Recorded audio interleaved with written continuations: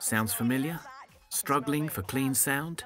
One of the most demanding challenges facing a broadcast engineer today is riding the faders to maintain a coherent, balanced mix in the fast-paced environment of a multi-microphone talk show. STUDER has been at the forefront of professional audio for the past 7 decades, and as the leading innovator in the broadcast audio console market, STUDER has the solution for all unscripted multi-microphone shows, where the challenge is to mix the talent whilst managing the ever-increasing background noise of today's studio environments. Introducing VistaMix, auto speed mixing on the fly, outstripping fastest human reactions. No gates, no artifacts, no nonsense. STUDER VistaMix.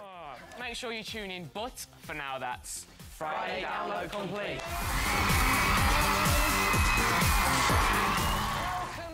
My name is Adrian Harding-Jones. I'm a broadcast sound supervisor based in London in the UK, and I specialise mainly in studio entertainment shows.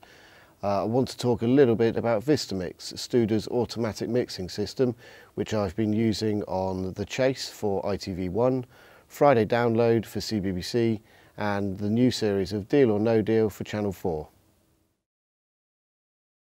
On this Vista 9, I'm running a recording of Friday Download, which is a very lively children's entertainment show for CBBC. It features 6 presenters, all roughly sort of 15 to 17 years old. It's completely unscripted. There's no auto cue. The presenters have a vague idea of what they're going to talk about, but once we get recording, that's it, it just runs. Now, in an ideal world, I would only fade up the person that was going to talk. Now, I can't do that on this show because I don't know who's going to talk. No one does. So I have to have all the faders open all the time. 10 minutes. I was just like, 10 minutes. Oh, see, really this is, quick. can you give You've just see that? hand skills. Yeah. Like, literally that one just Yeah, fell I over. do. You're magic, man. I thought you could just get it. Sorry. The problem of having all 6 microphones or any number of microphones faded up at the same time is not only background noise but spill from each other. Say Aidan, for example, were to say something and I have all 5 other microphones open. I'm getting Aidan clean on his microphone, but I'm also getting him slightly delayed because of the distance between them on all other 5 microphones. And that effect is spill. It sounds open, it sounds like his microphone isn't as close as I want it to be. Obviously, if you have lots of post-production time, you could just pick up Aidan's clean microphone and lose all the others. Unfortunately, we don't have this luxury, so to be able to do it on the fly with VistaMix is fantastic. So that's one issue, which is spill. But the other issue we're getting in studios these days is background noise. With the advent of LED technology, everything now seems to have a fan. You have moving lights in the grid, you have video walls and LED walls everywhere. The background noise is just getting louder and louder and louder. And combined with the fact that a lot of shows now go to studios that weren't purpose-built, so don't have purpose-built broadcast air conditioning, you really are struggling to get clean sound. One way to clean that up is to use noise reduction, but there's only so much noise reduction you can do before things start to sound very strange. So another approach is to only have the microphone faded up you need, and effectively that is what VistaMix does for you. Now, in the past, I would have just routed all my studio microphones to a stereo group, in this case group S1. And as you can see in here, there's no way I could mix that. I have absolutely no idea who's going to speak next. So I would have to have all my microphones at 0 and just hope for the best. So now, instead of routing to the group, as you can see it's group 1 there, I now take that off and route to a VistaMix. Now this desk is set up with 3 VistaMix buses, each with the maximum of 20 available.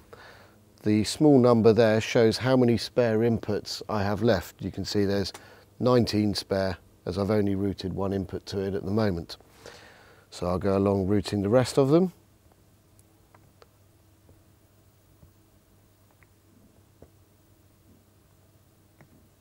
So that's now all 6 microphones routed to the VistaMix. You can see I've got 14 inputs spare should I need them. So now you can see that these blue bar graphs have appeared. That's showing how much gain of that channel is going to the VistaMix bus. So the person talking is the one with the highest gain, the highest blue bar graph. The rest are all being pulled back down. Now, VistaMix is a gain sharing system and it doesn't rely on dynamic gates. It's all done automatically and there are no thresholds for you to set. And because it's gain sharing, you don't hear gate switching, it gives you a much smoother result and you don't hear massive jumps in background noise. So I've chosen this piece of audio again from Friday Download because it really shows the difference VistaMix can make. So this is with it switched in. See, that's good, because I don't know if you... And that's with VistaMix switched out. That is how it is. Don't tell me how to be sarcastic. See, I don't know if that's honest It or wasn't. sarcasm. It was. See, I'm getting confused. And this is switching it back in. I don't think See? it's hot. I don't. Sarcastic. I don't think you two are ready for this. Thank you, George. Are you ready for the sarcasm? Can you take... Are you... Listen, I'm embracing Can you it fully all. understand the sarcasm? It's an everyday occurrence at Friday. Yeah, but Download. guys, you've not noticed, George has moved, so... Why? I'm glad you have, but why have you? I just got, like, you know... Is she glad, though? Because apparently she's quite sarcastic all the time. So Do you know what, though? Can I Now, I just said VistaMix was completely automatic, which it is, but there are a few parameters that you can adjust, and you can access those by pressing this VMX button. Now, this is the VistaMix bus fader. Now, you can drop that onto your surface like any other fader, just by right-clicking and selecting VMix, and then all of your active VMixes will appear there. So, by pressing this blue button, you're given these parameters. So first of all, you have VistaMix on and off. You can see when it's lit turquoise, it's on. If I switch it to off, everything goes dim. And importantly, that goes out. That's a very good clue whether it's switched in or out. The second is calibrate and wait. Now, calibrate is for you to set up at the start of the day. If you have one presenter that you always want to hear, then you can add a few dB of gain just to push them through the mix all the time. So say for this example, Aidan is our main presenter.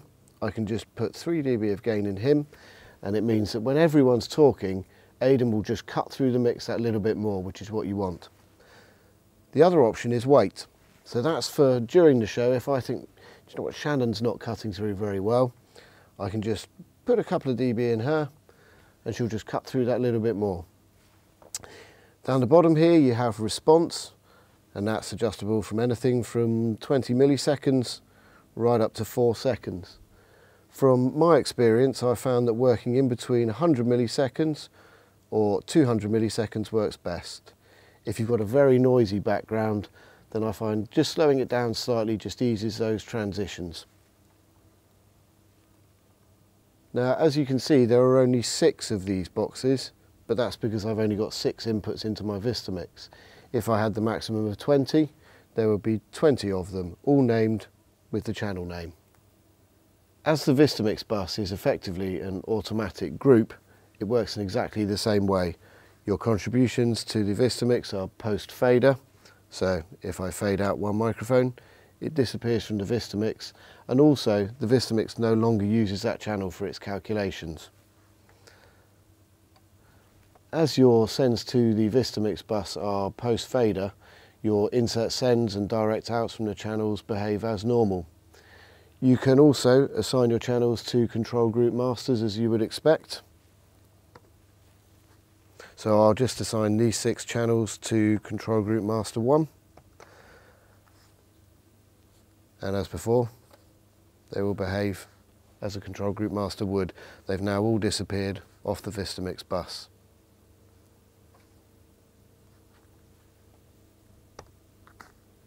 In this demonstration, I've only been using one VistaMix, but you can use as many as your desk's configuration allows, each with a maximum of 20 inputs. You can also cascade VistaMixes into each other, which is exactly what we do at Deal or No Deal. We use one VistaMix for the West Wing, which has 11 microphones.